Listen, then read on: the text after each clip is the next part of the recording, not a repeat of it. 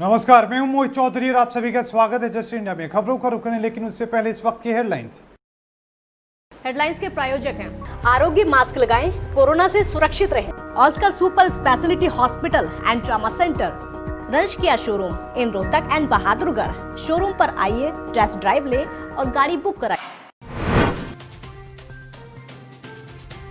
नई शिक्षा नीति पर प्रधानमंत्री नरेंद्र मोदी ने देश को किया संबोधित। कहा 21वीं सदी के भारत की नींव रखने वाली है ये नीति।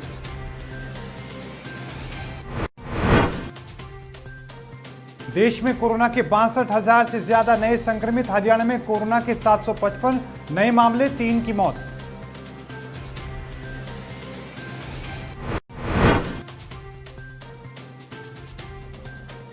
यमुनानगर में कोरोना से हुई एक और मौत। अब तक जिले में कोरोना ने ली 6 लोगों की जान। 173 लोगों का इलाज जारी।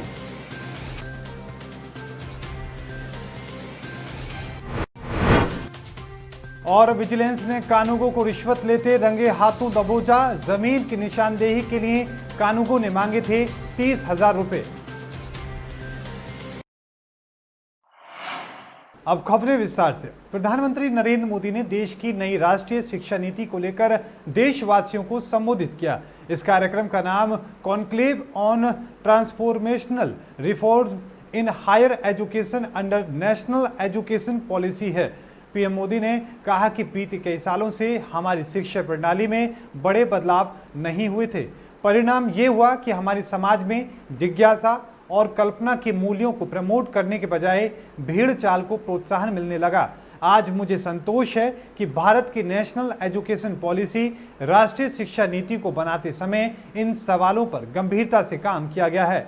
बदलते समय के साथ एक नई विश्व व्यवस्था खड़ी हो रही है। एक नया ग्लोबल स्टैंडर्ड भी तय हो रहा है। प्रधानमंत्री मोदी ने कहा कि ये सभी भी खुशी की बात है कि राष्ट्रीय शिक्षा नीति आने के बाद देश के किसी भी क्षेत्र से, किसी भी वर्ग से ये बात नहीं उठी कि इसमें किसी तरह का बायस या किसी एक ओर झुकी हुई है।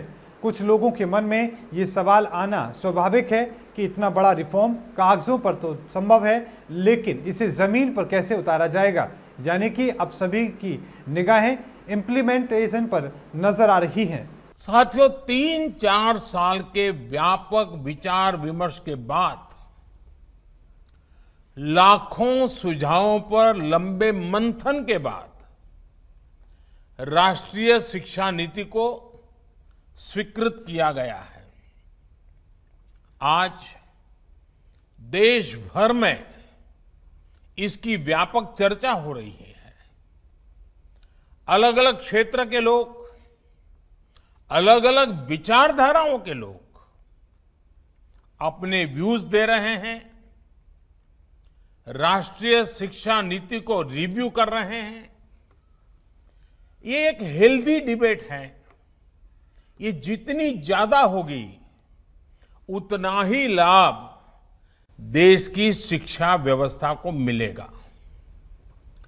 ये भी खुशी की बात है कि राष्ट्रीय शिक्षा नीति आने के बाद देश के किसी भी क्षेत्र से, किसी भी वर्ग से ये बात नहीं उठी कि इसमें किसी तरह का बायस है। देश में जानलेवा कोरोना वायरस का प्रकोप अब दिन पर दिन तेजी से बढ़ रहा है। देश में अब कोरोना वायरस के मामले 20 लाख के पार जा चुके हैं। पिछले 24 घंटे में देश में 886 लोगों की मौत हुई है, जबकि 62,538 नए मामले सामने आए हैं, जो अभी तक एक दिन में सबसे ज्यादा मामले हैं। तो वहीं हरियाणा में पिछले 24 घंटे में 755 नए मामलों के साथ कोरोना संक्रमितों की संख्या 39,000 के पार जा चुकी है। राहत की बात यह है कि 680 मरीज ठीक होकर घर लौटे हैं और 3 मरीजों ने कोरोना से दम तोड़ दिया है। गुरुवार को संक्रमितों का आंकड़ा 39,303 पर पहुंच गया, जबकि 32,640 मरीज ठीक हो चुके हैं। अब 6,205 मरीजों का अस्पताल में इलाज चल रहा है। यमुनानगर में कोरोना का संक्रमण लगातार अपने पैर पसारता जा रहा है। आज जिले में कोरोना से छठी मौत हुई है। 67 साल के व्यक्ति जो कि 5 अगस्त को कोरोना पॉजिटिव रिपोर्ट आने से निजी अस्पताल में भर्ती कराए गए थे और इसी के साथ रेस्पिरेटरी सिस्टम में उनकी समस्या थी और वेंटिलेटर से संबंधित मशीन पर वो थे। आज सुबह उनकी मौत हो गई, जो कि जिले में कोरोना से ये छठी मौत है। जिले में कोरोना के 173 एक्टिव मामले हैं। अब तक 478 पॉजिटिव मामले सामने आ चुके हैं, जिनमें से 282 मरीज स्वस्थ होकर घर जा चुके हैं। सीएमओ डॉक्टर विजय दहिया ने जिले में कोरोना के ताजा हालात और होम आइसोलेशन शुरू कर दिया गया है और उसकी विस्तृत जानकारी दी है। और सीएमओ डॉक्टर विजय दहिया ने बताया कि हमने कुल 21,687 सैंपल लिए थे, जिसमें से अब तक 478 कुल रिपोर्ट पॉजिटिव आई हैं। इसमें से 421 लोग यमुनानगर के रहने वाले हैं और 57 लोग यमुनानगर से बाहर के रहने वाले हैं। अब तक भेजे गए सैंपल में से 20,298 रिपोर्ट नेगेटिव आई हैं और 937 रिपोर्ट अभी आना बाकी हैं। पेशेंट 9 पेशेंट हैं हमारे, जिनको हमने होम आइसोलेशन में रखा हुआ और स्वास्थ्य विभाग लगातार उन सभी मरीजों के ऊपर निगरानी रख रहा है। कंटेनमेंट जोन के अंदर हैं वो, और उनके जो है जिनको हेल्थ केयर प्रोवाइडर, उनसे एक एफिडेविट भी लिया जाता है, वो हेल्थ केयर प्रोवाइडर का उसमें नाम होता है, उससे लगातार हमारा स्वास्थ्यकर्मी संपर्क करता है। उनकी स्वास्थ्य के ऊपर भी निगरानी रखी जाए। सर इसका उल्लंघन करता है तो हमने उसमें एफिडेविट की फॉर्मेट में लिया हुआ है, तो फिर उसके ऊपर लीगल एक्शन किया जाता है। वो व्यक्ति जो होम क्वारंटाइन है, उसके घर के बाहर हम लाल रंग का बोर्ड लगा रहे हैं, जिस पर हमें साफ साफ लिखा हुआ है कि संक्रमित व्यक्ति है। हमने कुल 21,687 सैंपल लेकर भेजे हैं, जिनमें हमारी 478 जो है अभी तक टोटल रिपोर्ट पॉजिटिव आई हैं। इन 478 में 421 जो लोग हैं वो यमुनानगर के रहने वाले हैं और 57 लोग जो हैं यमुनानगर से बाहर के रहने वाले हैं। अभी तक जो हमारी नेगेटिव रिपोर्ट्स हैं वो 20,298 हैं। यमुनानगर अवैध अतिक्रमण को लेकर नगर निगम की टीम ने अतिक्रमण हटाओ अभियान चलाया। नगर निगम में कमानी चौक से सरोजनी कॉलोनी तक आसपास के बाजारों को लेकर लगातार शिकायतें मिल रही थीं कि दुकानदारों ने अवैध रूप से दुकानों के आगे अतिक्रमण किया हुआ है और इस वजह से रोजाना लोग परेशान होते हैं। निगम ने सभी दुकानदारों को कई बार समझाया गया, लेकिन उसके बावजूद भी जब अतिक्रमण नहीं हटा तो आज नगर निगम की टीम ने अतिक्रमण हटाया। कई स्थानों से अवैध रूप से रखे सामान और थटे हटाए गए, सड़क पर रखे बोर्ड और अन्य सामान हटाया गया। सीएसआई अनिल नैन ने बताया कि नगर निगम आयुक्त के दिशा निर्देशों पर कार्रवाई की जा रही है। कल निगम की टीम ने मीराबाई बाजार से अतिक्रमण हटाया। यहां दुकानदारों ने आधी सड़क तक सामान रखकर अतिक्रमण किया हुआ था। इसी तरह कमानी चौक के आसपास की मार्केट में दुकानदारों को सामान न रखने की चेतावनी दी गई है और फिर नगर निगम की टीम ने यह कार्रवाई की है। इस बार सड़क पर रखे सामान को उठाकर जब्त कर लिया गया है। निगम अधिकारी अनिल नैन का कहना है कि लोगों को शिकायत मिल रही थी कि सड़क का बहुत सारा एरिया दुकानदारों ने अवैध रूप से कवर कर रखा है, जिसके चलते ये कार्रवाई की गई है। यहाँ पर बहुत सारे लोगों की बार बार शिकायतें आती थी कि यहाँ पर अतिक्रमण किया हुआ है और कई बार सीएम विंडो भी लगाई। इसमें संज्ञान में लेते हुए कमिश्नर साहब ने आदेश किए हैं कि पूरे शहर में से जहाँ जहाँ अतिक्रमण है उनको हटाया जाए। और इसी दौरान इस रोड पर भी हमने पहले चेतावनी दी गई सभी दुकानदारों को कि आप जो ये पत्थर, ईंट, ये टेंट का सामान या ग्रिल जो रखी हुई है, ये अवैध रूप से रखी हुई है, इसका हम चार्ज भी लेंगे अगर आप लोग यहाँ रखोगे। तो उन्होंने, कई लोगों ने कहने के बावजूद भी इसको हटाया नहीं, जिस पर आज हमने एक्शन लेते हुए आयुक्त महोदय के आदेशानुसार ये सभी जगह से हमने अतिक्रमण हटाना शुरू कर दिया। बवानीखेड़ा के वार्ड नंबर 3 में आज भी घरों और गलियों में जल भराव की समस्या बनी हुई है, जिसका प्रशासनिक अधिकारियों से उनको कई बार इस मामले को लेकर अवगत कराया जा चुका है। बावजूद इसके समस्या का कोई समाधान आज तक नहीं हुआ। शहर में सीवरेज की व्यवस्था ठप होने के कारण पानी की कोई निकासी नहीं होने से जोहड़ों का पानी ओवरफ्लो बना हुआ है, जिसके कारण घरों और गलियों में जल भराव बना हुआ है। जल भराव के कारण स्थानीय निवासियों को हर रोज अनेकों परेशानियों और कठिनाइयों का सामना करना पड़ता है। तो वहीं पुणे में जोहड़ों और सीवरेजों के गंदे पानी के जल भराव से अनेक बीमारियों का भी खतरा बना हुआ है। समस्या के समाधान के लिए जन स्वास्थ्य अभियांत्रिक विभाग के अधिकारियों ने इस समस्या का 10 दिन के अंदर समाधान करने की बात कही है। उनका कहना था कि सीवरेज व्यवस्था ठप होने से जल भराव की समस्या शहर में बनी हुई है और विभाग द्वारा साथ ही साथ इसके समाधान के प्रयास किए जा रहे हैं। वार्ड नंबर 3 में बनी इस समस्या का स्थायी समाधान के भी प्रयास किए जा रहे हैं। विभाग ने समस्या का 10 दिन के अंदर समाधान कर दिया जाएगा। समस्या को देखते हुए शहर में नई पाइपलाइन बिछाने का अभी कार्य चल रहा हुआ है और इस समस्या का 10 दिन के अंदर समाधान कर दिया जाएगा। सुनवाई नहीं है, कहते करांगे फिर भी कोई नहीं आ रहा जी। एक बार देख के चले जा है, बाद में कहते हैं करांगे। मकानों के पीछे भी जी 2-2.5-3 फुट तक पानी है जी। दीवारें बिल्कुल डूब रही, पीछे से भी और आगे से भी। ये साइड तो जी बहुत बड़ा पानी है जी। पीछे जोड़ है, सारा पानी, गांव का सीवर भी बंद पड़े जी। समस्या काफ़ी दिन से बनी हुई है।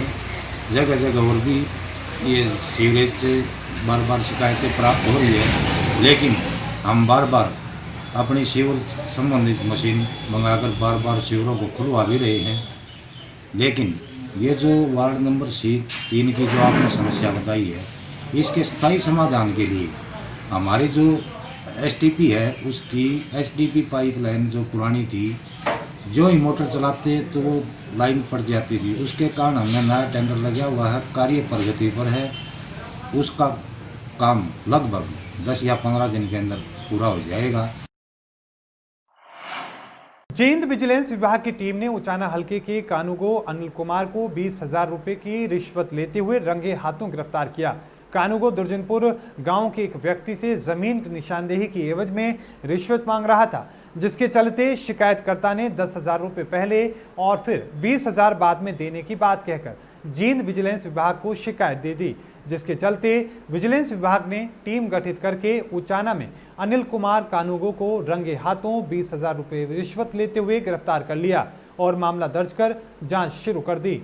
जींद विजिलेंस विभाग के इंस्पेक्टर बलवान सिंह ने बताया कि उन्हें दुर्जनपुर के एक व्यक्ति से शिकायत मिली थी कि उचाना हलके का कानूगो अनिल कुमार उसके खेत की जमीन की निशानदेही की एवज में 30,000 रुपए की रिश्वत मांग रहा है।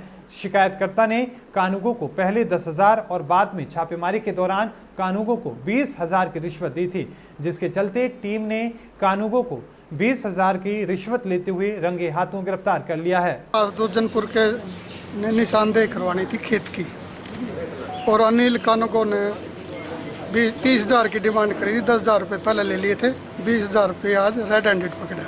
मामला था खेत की निशानदेही के बारे में। कौन से गांव का मामला था? दुर्जनपुर गांव का। सोमवीर काद्यान बीडीपीओ थे, जो ड्यूटी मजिस्ट्रेट था, उनकी अगुवाई में इसके गिरफ्तार किया है। इसके आगे पूछताछ जारी है। निशानदेही के बारे में ये 30,000 रुपये मांग रहा था। 10,000 रुपये इसने पहले ले लिए थे और 20,000 रुपये की आज डिमांड कर रहा था। खबरों के प्रायोजक थे Pramod trading company, tiles, sanitary ware, Ghanipura, Jhajjar road, Rohtak. Asian colour coated Ispat limited. Be Fast Fit, India's fastest growing fitness chain, now at Rohtak D Park. Corona महामारी से लड़ने के लिए आरोग्य मास्क लाया है आपके लिए सबसे आधुनिक मास्क। इसके साथ ही आपको मिलेगी आधुनिक पीपीई किट, वो भी बहुत ही सस्ते रेट पर। contact@arogyamask.com पर जाएं और हमसे संपर्क करें या फिर www.arogyamask.com से जुड़ें। इसके साथ ही आप हमें कॉल कर सकते हैं। हमारा पता है Anand international, plot number 181, sector 25, Panipat, Haryana.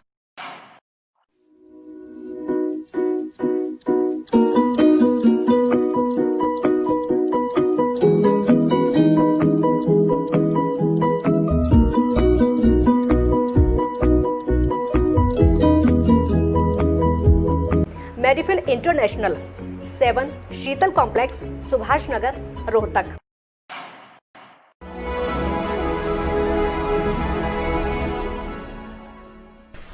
चाचा, आपने नया घर बनवाया है तो घर की छत पर कौन सी शीट लगवाई है? बेटा, मैंने अपने घर की छत पर एशियन शीट लगवाई है, क्योंकि वो कभी न मिटने वाले ओरिजिनल निशान की चादरें हैं। साथ में ISI का चिन्ह, 5 साल की वारंटी के साथ साथ पैसों का सही मूल्य देने वाली वही इकलौती शीट्स हैं। क्योंकि नाम नहीं, पहचान जरूरी है। और इस बुलेटिन में अभी के लिए इतना ही। देखते रहिए जस्ट इंडिया। मुझे दीजिए इजाजत। धन्यवाद।